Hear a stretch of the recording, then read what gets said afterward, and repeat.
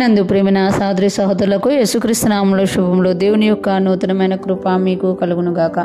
ఈరోజు దేవుడు మనకిచ్చిన మాట దానియేలు గ్రంథం 9వ అధ్యాయం 15వ వచనం. ప్రభువా మా దేవా, నీవు నీ బాహుబలము వలన నీ జనమును ఐగుప్తుల నుండి రప్పించుట వలన ఇప్పటి వరకు నీ నామమునకు ఘనత తెచ్చుకుంటువి. మేమైతే పాపం చేసి చెడు నడతలు నడిచిన వారము. ఈ మాటలో దానియేలు గ్రంథంలో చూస్తాము.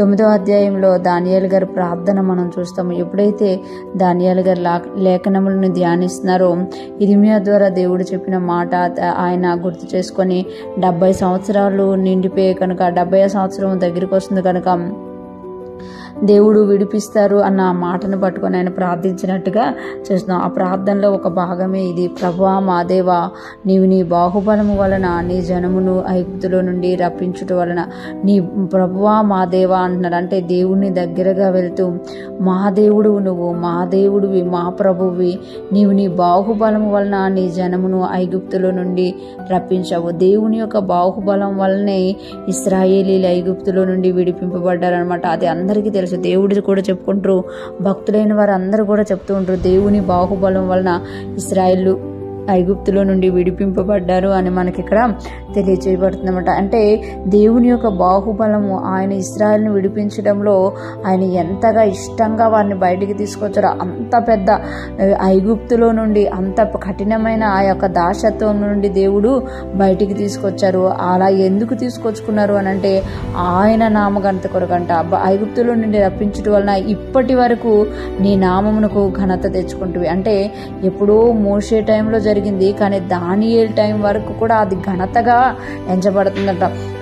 దేవుని యొక్క నామము దాని వలన ఘనపరచబడుతుంది అని ఇక్కడ తెలియజేస్తుందన్నమాట. అంతేకాకుండా ఎవరికైనా ఒక అద్భుతం జరిగినప్పుడు అది తరతరాల వరకు కూడా ఒక ఘనతగా దేవునికి ఉంటుంది. అందుకే మనము ఏ కష్టంలో ఉన్నా, ఏ వేదనలో ఉన్నా, ఏ బాధలో ఉన్నా ప్రభువా నన్ను విడిపించు అని మనం ఎప్పుడైతే ప్రార్థన చేస్తామో ఆ ప్రార్థన దేవుడు మనకు జవాబిచ్చినప్పుడు అది తరతరాలకి దేవుని యొక్క కార్యముగా వివరింపబడుతుంటుంది. ఆయన నామానికి ఘనత తెస్తుంది అనమాట.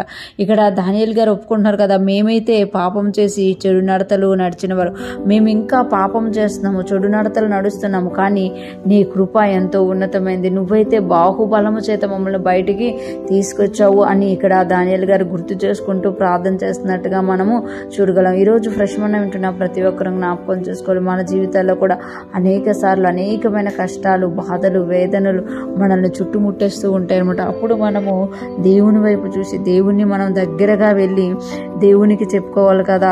ఈ దానియేలు గారు ఎలా చెప్తున్నారో అలాగా మనం తప్పు చేసినా పాపం చేసినా ఒప్పుకుంటూ నీవు మాత్రం నీ నామం ఘనతకు తెచ్చుకో, నీ నామాన్ని ఘనపరుచుకో, మా జీవితంలో ఒక అద్భుతం చేసి నీ నామానికి ఘనత తెచ్చుకో అని మనం ఎప్పుడైతే ప్రార్థన చేస్తామో ఆయన మన జీవితంలో ఏ గొప్ప కార్యం చేసినా ఆయన నామానికే ఘనత వస్తుంది అనమాట. అందుకు మనము గొప్ప కార్యాలని దేవుని సన్నిధిలో ఆశించి మన పరిస్థితులన్నింటిలో మార్పును ఆశించి ఆయన నామానికి మహిమ తెచ్చుదుము గాక. దేవుని కృప మన అందరికి తోడై ఉండి నడిపించును గాక. ఆమేన్.